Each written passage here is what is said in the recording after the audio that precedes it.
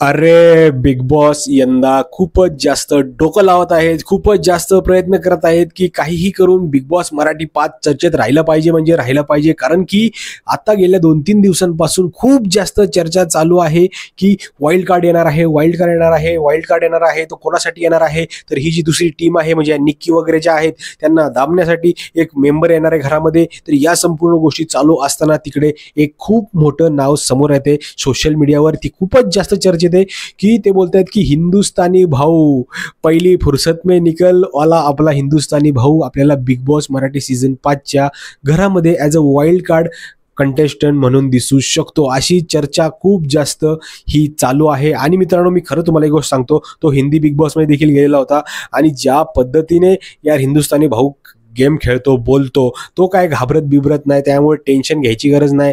आणि जर हिंदुस्तानी भाऊ आला आणि त्याच्यानंतर तो जर आपल्या अभिजित आणि त्यांच्या ग्रुपमध्ये जर गेला ना, तर बघायला खूपच इंटरेस्टिंग राहणार आहे. कारण की त्याच्यासमोर अरबाज देखील काहीही करू शकत नाही, कारण की त्याचं रिझन तर तुम्हाला माहितीच असेल. तर मित्रांनो, तुम्हाला काय वाटतंय, जर हिंदुस्तानी भाऊ बिग बॉस मराठी सीझन 5 च्या घरामध्ये आला तर नेमका ते काय करू शकतो? नक्की मला कमेंट करून सांगा, कारण की तुमचं मत हे खूप जास्त महत्त्वाचं आहे. मित्रांनो, भेटूया पुढच्या व्हिडिओमध्ये.